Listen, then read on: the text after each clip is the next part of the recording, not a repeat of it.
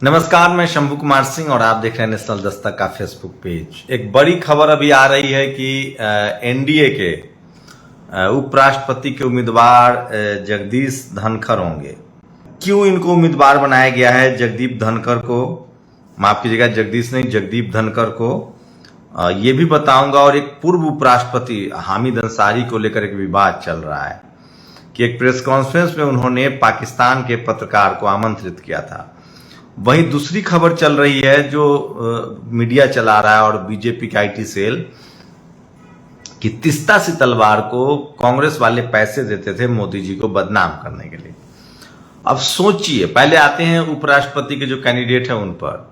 राष्ट्रपति के कैंडिडेट में विपक्ष के पास बहुमत था, लेकिन उन्होंने कैंडिडेट ऐसा चुन लिया और कैंडिडेट चुनने में जो बीजेपी ने होशियारी की उससे वो लीड लेती दिख रही है। दरअसल यशवंत सिन्हा बहुत दागदार छवि के शख्स रहे हैं, खासकर एससी एसटी ओबीसी माइनॉरिटी के लिए।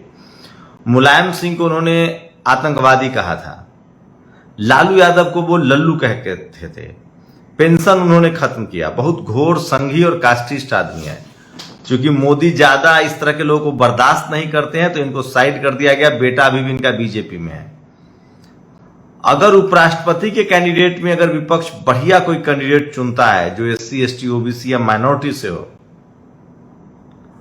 बीजेपी के बारे में कयास लगाया जा रहा था कि वो मुख्तार अब्बास नकवी को उपराष्ट्रपति बनाएंगे, लेकिन उनको नहीं बनाया। अगर विपक्ष कोई शरद यादव जैसे नाम को लेकर या कोई ऐसा नाम जिस पर सहमति हो जो एससी एसटी ओबीसी या माइनॉरिटी से हो, सोचिए द्रौपदी मुर्मू को लेकर नवीन पटनायक, चूंकि वो उड़ीसा से आती हैं, ट्राइबल हैं, हेमंत सोरेन उनके खिलाफ नहीं जा सकते हैं। शिवसेना ने घोषणा कर दिया क्योंकि ट्राइबल आइडेंटिटी में आप ट्राइबल जिसको कभी मौका ही नहीं मिला है उसका कैसे विरोध कर सकते हैं? और उसमें भी एक वो महिला कैंडिडेट है। तो इस तरह का कैंडिडेट चुनना चाहिए था विपक्ष को, लेकिन उन्होंने ऐसा नहीं किया, तो वो उनकी गलती है। कांग्रेस अभी भी राजनीतिक रूप से वो होशियारी नहीं दिखा रही है विपक्ष जो होशियारी बीजेपी के पास है। बीजेपी तमाम तरीके से राजनीति करती है। जगदीप धनखड़ को जो इनाम मिला है कि वो सबसे ज्यादा राज्यपाल के तौर पर उन्होंने सारी सीमाएं तोड़ी हैं। वो एकदम एक्टिव पॉलिटिशियन थे। पश्चिम बंगाल में लग रहा था जैसे वो विपक्ष हैं, वो बीजेपी के कार्यकर्ता की तरह काम करते हैं। तो ऐसे लोगों को मौका देती है बीजेपी। खैर, तो जगदीप धनखड़ जो है वो राजस्थान से भी हैं, राजस्थान में चुनाव भी है। तो राजनीति के मामले में मोदी जी प्रधानमंत्री के तौर पे आप उनको असफल कह सकते हैं, लेकिन पॉलिटिशियन के तौर पे आप उनको असफल नहीं कह सकते। 40 साल उन्होंने संघर्ष किया है। तो राजनीति के उतार चढ़ाव, आइडेंटिटी पॉलिटिक्स, कब जाति का इस्तेमाल करना है, कब धर्म का इस्तेमाल करना है, वो बखूबी जानते हैं और जानना भी चाहिए। जो लोग नहीं समझ रहे हैं, प्रधानमंत्री मोदी को आप एक पीएम के तौर पे असफल मान सकते हैं कि महंगाई चरम पर है, गैस के दाम बढ़ रहे हैं, 80 रुपए का डॉलर हो गया है, विदेश में बिजनेस चौपट है। लेकिन राजनीति के मामले में आप तो 19 मान सकते हैं कि शानदार पॉलिटिशियन, उनको पता है कब किसको साधना है। अब सोचिए, तीस्ता से तलवार को लेकर कहा जा रहा है कि उनको पैसे मिल रहे थे, छवि खराब कर रही थी।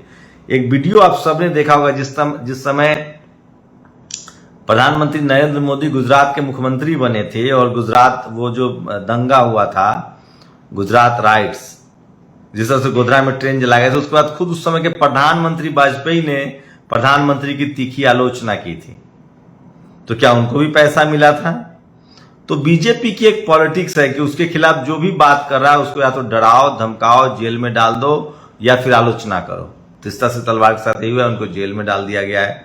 जुबैर के साथ यही हुआ। तो जो भी सरकार से सवाल पूछ रहा है उनको जेल में डाला जा रहा है। वैसे सुप्रीम कोर्ट के चीफ जस्टिस रमन्ना ने कहा है कि अपोजिशन को सहमति में न लेना डेमोक्रेसी के लिए ठीक नहीं है। वहीं एक और खबर है कि सोचिए किस तरह से हामिद अंसारी को बदनाम किया जा रहा है। कहा जा रहा है कि वो पाकिस्तान के पत्रकार के संपर्क में थे। प्रधानमंत्री तो खुद बिना न्योता के पाकिस्तान चले गए थे। तो ये सब आइडेंटिटी पॉलिटिक्स है और बीजेपी करती है। और सोचिए किस तरह से वो जो लुलू जो मॉल है लखनऊ में, उसको लेकर जिस तरह की खबरें आ रही है। तो ये तमाम खबरें इसलिए आपको दिखाई जाती है ताकि जो जरूरी की खबरें हैं, जो रोजी रोजगार की खबरें हैं, जो इस देश के लिए जरूरी चीज है, उससे आपका ध्यान हटाया जाए। महंगाई, बेरोजगारी, इन सब से ध्यान आपका हटाया जाए। तो ये इस समय की बड़ी खबरें थी और मेरी कोशिश होती है कि आपको लगातार अपडेट दिया जाए जो भी बड़ी खबरें आ रही हो देश दुनिया में। और नेशनल दस्तक पर आप लगातार वीडियोस देख सकते हैं, विश्लेषण देख सकते हैं।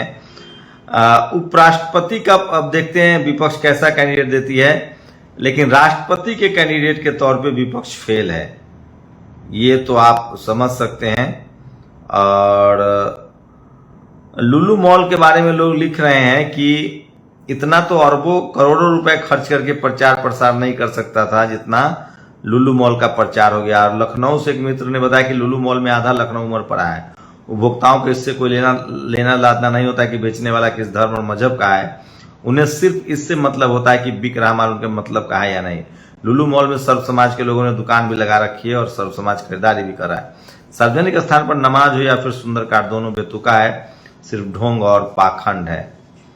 तो चलिए आप अपनी प्रतिक्रिया आप लोग जरूर दीजिएगा और जो जरूरी मुद्दे हैं डेमोक्रेसी में उसको उठाना बहुत जरूरी है। एक पत्रकार के तौर पे मेरी कोशिश होती है कि जो आम आदमी के जीवन को प्रभावित करने वाली खबरें हैं वो आप तक पहुंचाई जाए। आप लोग की प्रतिक्रिया बहुत जरूरी है, आप लोग अपनी प्रतिक्रिया जरूर दीजिए। क्या आप लोगों के लिए धर्म बड़ा विषय है या रोजी रोटी, ये आज का सवाल है। बेरोजगारी, शिक्षा, मैंने अपने वीडियो में बोला है 9 बजे के आसपास आपको वीडियो मिलेगा वो, कि जो लोग बीजेपी और आरएसएस के जो लोग हैं जो हिंदू राष्ट्र बनाना चाहते हैं उनको 365 दिन 24 घंटे पूजा पाठ करना चाहिए, सब भगवान करेंगे उनके लिए। SC ST OBC माइनॉरिटी के लोगों को मेरी सलाह है कि आप स्कूल, एजुकेशन, हेल्थ, पढ़ाई लिखाई, बिजनेस पर ध्यान दीजिए। आप लोग की क्या प्रतिक्रिया, अपनी प्रतिक्रिया जरूर दीजिए। शुक्रिया। नेशनल दस्तक की आपसे गुजारिश है कि अगर इसको बचाना चाहते हैं तो नेशनल दस्तक को सब्सक्राइब करने के लिए रेड कलर के सब्सक्राइब बटन को दबाएं, फिर बेल आइकन की घंटी दबाएं। नेशनल दस्तक को बचाने के लिए बहुत जरूरी है कि हर खबर को शेयर करें, लाइक करें, कमेंट जरूर करें।